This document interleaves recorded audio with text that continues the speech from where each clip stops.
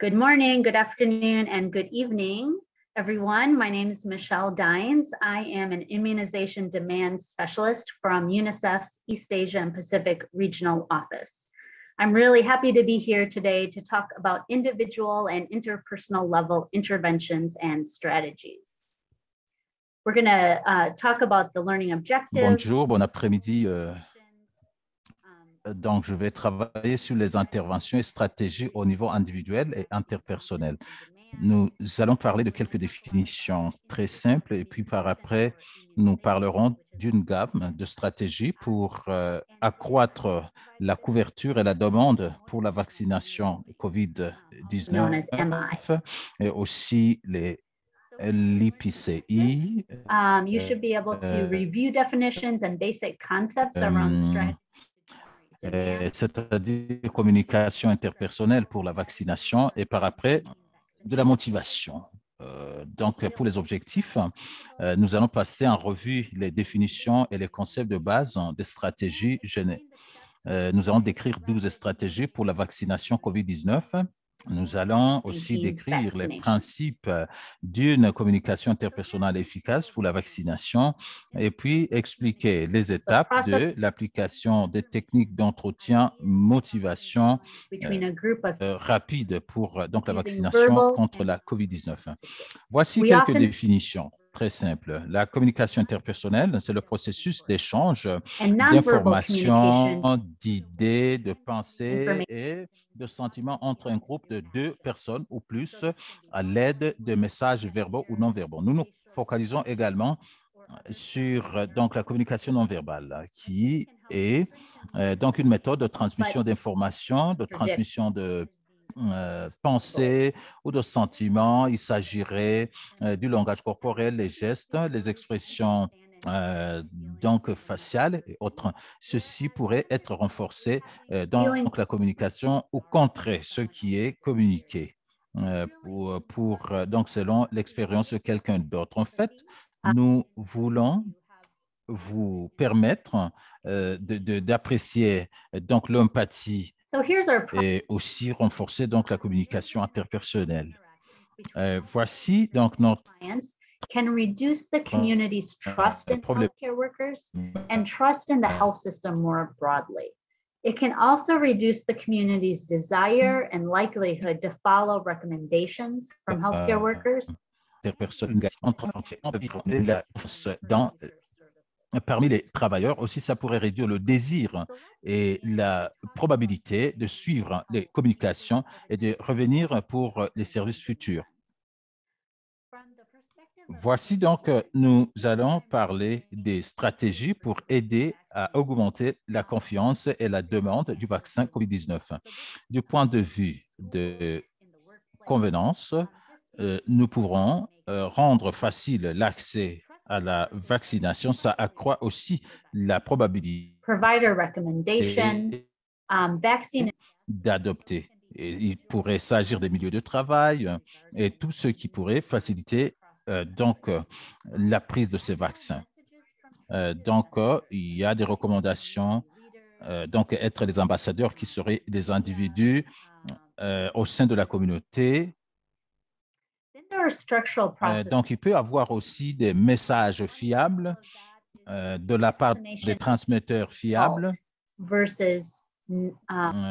Disons par exemple les médias, les personnes d'influence.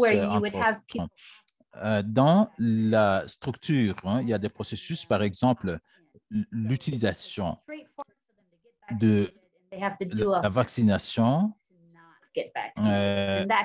l'opposition de la vaccination. Communication channels, examples of this might be reminders, vaccination. or something we would call a nudge, something just to remind people and nudge them forward to getting vaccinated. Donc, also is really important around misinformation. So you have to combat that by providing. Désolé, nous avons des ratures. Et aussi, ils font donner donc fournir de bonnes informations et référer les gens aux bonnes sources d'informations. Et parlons de la motivation. motivation. La motivation à travers les entretiens, c'est quelque chose que nous allons évoquer plus tard lors de cette présentation. Ceci aide les différents groupes, et surtout dans les situations où quelqu'un doit être vacciné pour répondre aux exigences professionnelles, visiter certains endroits, et ceci débouche sur la stratégie pour accroître la demande. Passons maintenant au principe d'une communication interpersonnelle efficace pour la vaccination. Ces principes ne sont pas aussi compliqués que ça. The first one is always welcome the client. C'est la manière. So usually that means with a smile, never looking rushed. Number two, always want to have discussions from a place of empathy, and always demonstrating that we need to stop the video because we have an issue with the interpretation. There is a it has cut. Je pense que nous devons arrêter au niveau de l'interprétation. Il y a ceux qui ne passent pas au niveau de l'interprétation parce qu'il y a la vidéo qui est activée. Alors, monsieur l'interprète, je vous parle à vous directement, je vous entends me répondre. Est-ce que vous avez moyen d'améliorer votre connexion? Parce que ça coupait beaucoup, là, on ne vous entendait plus. Vous pouvez me répondre, je vous entends. Je le fais tout de suite. D'accord, merci. Est-ce que vous m'entendez? Oui, là, c'est plus clair. Est-ce que vous m'entendez? Est-ce que ça passe maintenant? Oui, c'est plus clair. OK. Oui, je vous vois très bien. OK, merci. Tina, we can start again. Thank you. Bien amélioré. Oui, nous vous entendons très bien. Merci, c'est gentil. 5 sur 5. Client in a warm way. So usually that means with a smile. Donc, en premier lieu, ils font toujours accueillir le client chaleureusement avec un sourire. Il ne faut pas être tellement pressé ou sous pression. Ils font toujours initier des discussions pour l'empathie et démontrer que vous comprenez donc la situation ou le contexte d'où proviennent le client. Et ils font aussi vous exprimer aussi clairement que possible pour voir s'ils vont accepter non la vaccination. Et ceci, donc, les discussions vont vous permettre de mieux comprendre pourquoi donc, il y a cette réticence. Et numéro 6, il est utile au bout de la discussion de confirmer leur compréhension de l'information que vous leur avez fournie. Donc, pour faire de sorte que l'information est très bien intégrée.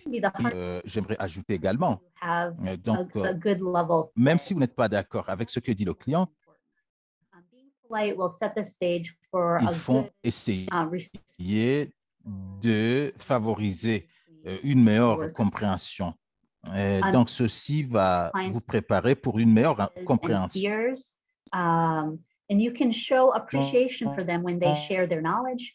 And when they ask questions, aussi promouvoir l'engagement avec le client. They've been really thinking about these issues and that they feel comfortable to bring those. Vous pourriez aussi donc montrer la motivation et l'appréciation. Ils sont préoccupés par cela. Just because we know that donc of disrespect in communication. Ils font éviter d'interrompre les clients lors des échanges. Et donc, parce que cela montre que vous ne les respectez pas. De 5, il faut bien mobiliser vos gestes et le langage du corps pour assurer le contact. Et ceci est important surtout quand il s'agit d'une interaction transculturelle, parce qu'il y a certaines choses vraiment qui ne sont pas appropriées selon la culture des autres personnes. Et puis, ils font adopter un langage approprié. Donc, ça varie d'un lieu à l'autre. Ils font trouver donc les mots appropriés pour que les gens puissent se sentir bien. Donc, passons à un moyen très spécifique pour as little as qui pourrait one. se faire d'une manière assez rapide. Disons par exemple quand vous avez vous entretenez avec des personnes interviewées. Donc pour vous permettre vraiment d'adopter une attitude d'empathie et de bonne préparation, et ceci montre que vous respectez vos répondants. Étape 3, c'est passer à l'entretien de motivation et les techniques appropriées pour mieux comprendre le client et leur donner également l'opportunité de poser des questions. Passons à chacune de ces étapes. Il faut montrer de l'empathie, être compréhensible pour mieux comprendre le répondant. Cette curiosité pourrait, peut-être que cette curiosité pourrait vous provoquer des frustrations en tant qu'agent sanitaire. Il faut passer de la colère vers la curiosité pour mieux renforcer la communication. Il faut être sensible, donc soyez sensible à la culture, à la dynamique de la société. Et puis, ils font toujours savoir que argumenter et débattre, ou bien l'argumentation et le débat ne fonctionnent toujours pas.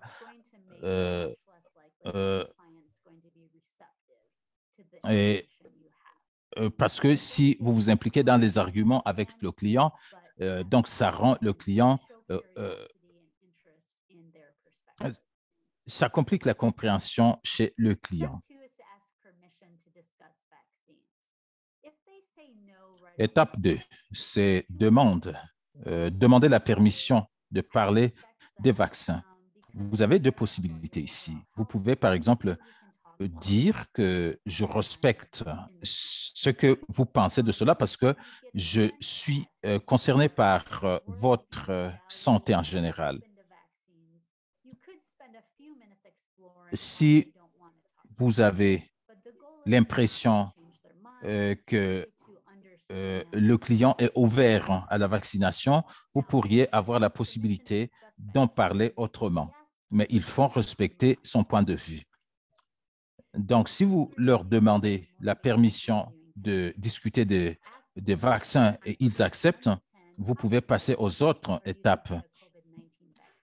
Donc, il faut leur demander quel est leur niveau d'acceptation de se faire vacciner. Et si vous pouvez comprendre les deux côtés des chiffres, par exemple, s'ils disent 4, OK, ils font dire qu'est-ce qui vous aiderait à passer à 5 ou à 6?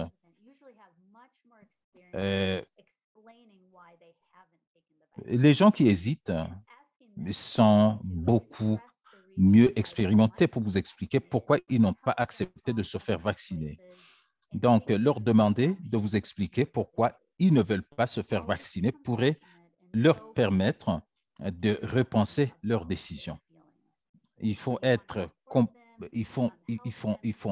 faire preuve de la compassion et de curiosité à l'égard de leurs sentiments et contradictoires. Montrez votre soutien pour les aider à intégrer leurs valeurs personnelles et les besoins de santé, et cela va les pousser à prendre une décision.